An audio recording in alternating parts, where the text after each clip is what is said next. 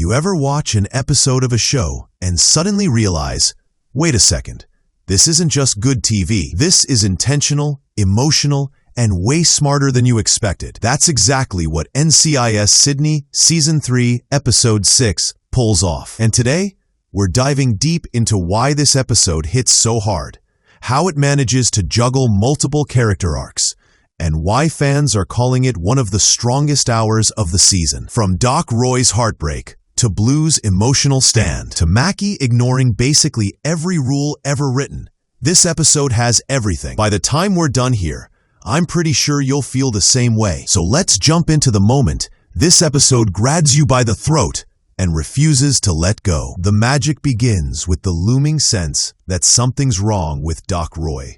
And honestly, we all kinda knew it the moment the episode started. He's been carrying the weight of Alice's loss like a stone on his chest. And even though he's the guy who tells everyone else to push forward, grief has finally knocked him flat. What really makes this episode shine is how Blue instantly becomes the emotional anchor of his story. She's not just there as a partner, she's family. And the show doesn't treat that lightly. When the contagion threat hits, the tension spikes fast, but the emotional panic hits even faster. It's the kind of storytelling that reminds you why we get attached to characters in the first place. As Doc spirals between resignation and silent pain, Blue refuses to let him fall through the cracks. She pushes, she comforts, she fights, because she already knows the truth he keeps trying to deny. He still has people. He still has purpose. And she's not letting him forget it. Their dynamic has always been one of the strongest in the series, but this episode pulls every thread tight. The absolute gut punch lands when Doc admits that without Alice, he doesn't see the point anymore. It's raw, it's human, and it hits even harder because he was the one telling Blue to hold on just episodes ago. Watching him crumble and watching Blue refuse to let him is some of the best character work this show has ever delivered. While Doc and Blue take the emotional spotlight, the rest of the team isn't left behind. Something NCIS Sydney deserves real praise for. Mackie and JD have their own quiet moments that show just how deep their bond has become. There's this scene where JD is visibly shaken over Doc and Blue being sick, and Mackie just steps in with this unexpected softness. It's not a big dramatic moment, but it's so real. And then there's her total disregard for clearance and procedure when the stakes rise. Honestly, it's kind of hot. She operates with this fierce protectiveness that says, rules are fine, but my team comes first. And the best part is, JD doesn't question it for a second. Evie and Deshawn get less screen time, but they still manage to feel present and essential. That's something this show pulls off consistently. Even when the episode isn't about them, they don't fade into the background. They're steady, dependable, and right there backing Mackie and JD without hesitation. Still, fans are right.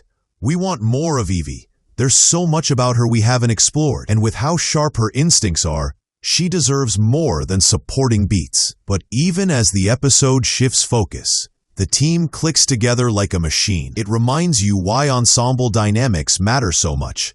When one character falls, the whole team leans in to lift them. Now let's talk about the Contagion storyline, because wow, the tension goes from zero to panic real fast.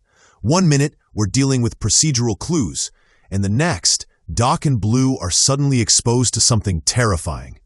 The tone shifts instantly. Doc drops his usual witty calm and becomes laser-focused. Blue follows right behind him, but what really lands is the vulnerability underneath their bravado. And yes, the Ebola in Australia moment was both shocking and darkly funny. It's the kind of twist that keeps you glued to the screen, because now the stakes aren't just professional, they're deeply personal. And you can feel the characters trying to hold it together, even as their fear cracks through. Meanwhile, the Rankin storyline simmers in the background. And if you felt nervous watching it unfold, you were supposed to. It adds a layer of dread underneath everything else happening, like the ground is shifting, and no one on the team fully sees it yet. There's this creeping feeling that something bigger is coming. Something that might tear right into the heart of the unit. And with Doc already struggling, Blue risking everything, JD emotionally fraying, and Mackie one push away from blowing through every rule imaginable. The tension becomes something you can feel building episode by episode. It's smart, slow-burning setup that promises serious payoff down the line. And then, just when the fear peaks, the episode reminds us why we love this team so much. The comfort, the small moments, Mackie's fierce energy, JD's emotional honesty, Blue's determination, Doc's vulnerability. Even the humor hits at all the right times. JD calling Nurse Jackie in house, iconic. The chaotic fight over that office box, perfect. These tiny touches keep the show grounded amid the intensity. And when Doc finally hears the words he needed, that he has people, that he isn't alone, it feels like a breath you didn't know you were holding, finally releases. By the end of the episode, one thing is clear. NCIS Sydney knows exactly what fans want and is delivering it with precision. Every storyline moves, every character matters, the emotional beats land, and the team feels more like a family than ever. If this is what episode 6 brings to the table, then the rest of the season is going to be an absolute ride. And honestly, we're here for it. This show has climbed from underdog to must-watch, and episodes like this prove why. So if you felt punched in the heart, comforted, stressed, and emotionally ruined all at once, congratulations. You watched it right. And now, we just want more.